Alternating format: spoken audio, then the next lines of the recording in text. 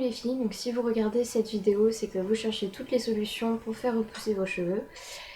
Alors je vais vous faire partager mon expérience car l'année dernière j'ai été dans votre situation.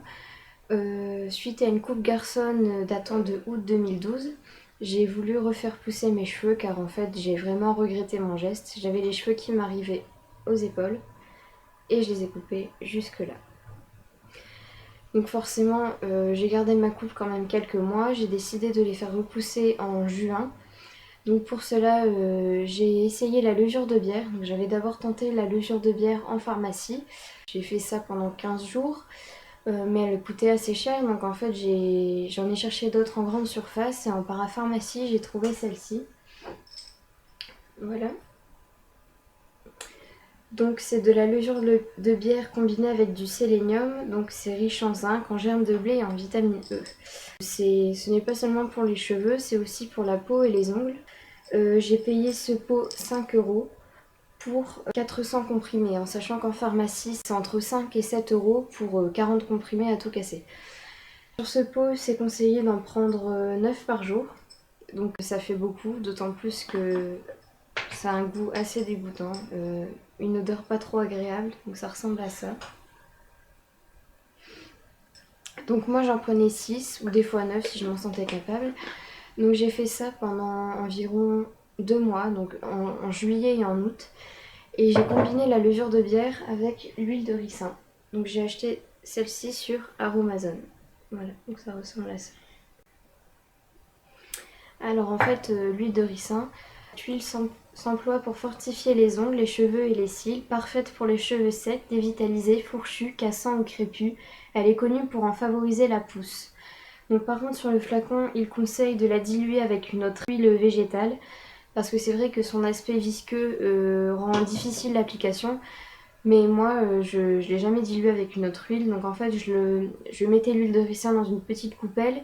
J'ai pris un vieux pinceau à maquillage qui m'a jamais servi. Et donc je trempais le pinceau dans l'huile et je l'appliquais sur les racines comme ça. Donc j'en mettais sur mes cheveux au moins 2 ou 3 fois par semaine, pendant 5 heures, avec une serviette chaude autour de la tête. Donc pour chauffer la serviette, j'utilisais un sèche-cheveux. Donc en fait, l'huile de ricin, c'est une huile végétale, donc 100% naturelle. Avec cette huile, c'est qu'on sent qu'elle agit directement car que les racines du cheveu bougent. En plus, elle permet également de réparer les pointes sèches. Donc moi j'avais les cheveux très secs, c'était l'été avec le soleil. Donc voilà, donc j'en mettais aussi sur les pointes. Par contre, ce qui est assez désagréable avec cette huile, c'est qu'elle est très épaisse et elle colle énormément. Donc c'est difficile de s'en débarrasser. Donc faut bien rincer les cheveux à l'eau chaude et faire au moins 2 shampoings. Bon, si vous avez un bon shampoing, peut-être qu'en une seule fois ça marchera. Moi je sais que je faisais au moins 2 shampoings pour qu'elle parte. Quand je suis arrivée au lycée, tout le monde m'a regardée en 2 fois et m'a demandé ce que j'avais fait pour que mes cheveux poussent aussi vite. Donc finalement ça a peut-être bien marché. Même ma coiffeuse a été étonnée quand elle m'a revue en septembre. Moi ça fait maintenant presque 1 an que j'essaie de les faire repousser, donc là ils sont frisés donc ça se voit moins, mais ils m'arrivent à peu près aux épaules quand ils sont lisses. Donc là je vais reprendre le traitement pour qu'ils poussent un peu plus et aussi parce que je perds mes cheveux. Donc je sais que la levure de bière ça renforce le cuir chevelu, ça empêche les cheveux de casser. J'ai également récemment fait l'acquisition de l'huile de jojoba. Donc, je ne l'ai pas acheté sur Aromazone comme l'huile de ricin parce que je trouvais pas très pratique. En fait voilà, c'est un bouchon qui se dévisse comme ça et on doit verser l'huile, sauf que la bouteille est super grasse après. Voilà, donc ça colle, c'est gras. Donc en fait, je l'ai trouvé sur ma boutique au naturel. Donc ça ressemble à ça. Avec voilà, le flacon comme ça, donc c'est plus pratique pour en mettre. Alors, j'ai acheté l'huile de jojoba il y a 2 semaines.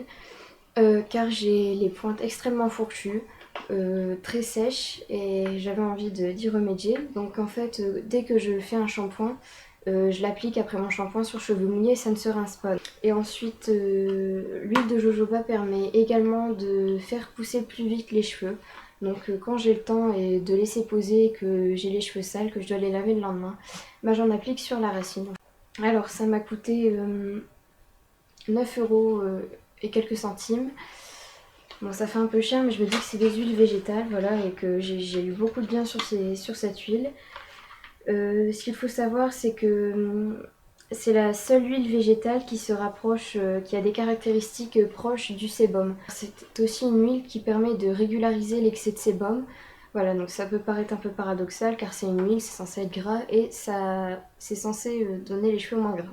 Donc sur le long terme, je verrai ce que ça donne. Vraiment, pour refaire pousser ses cheveux, déjà, faut être patient car si vous avez eu comme moi une coupe garçonne et que vous voulez retrouver une bonne longueur, vous allez forcément passer à une coupe de cheveux qui sera forcément horrible. Vraiment un carré très court, type Mireille Mathieu. Donc j'ai quand même coupé ses pointes malgré tout parce que moi le problème c'est que mes cheveux étaient plus longs derrière que devant. Donc forcément à un moment donné j'ai dû couper toute ma longueur de derrière pour égaliser. Donc j'ai eu l'impression de reperdre 10 mètres que j'avais gagné.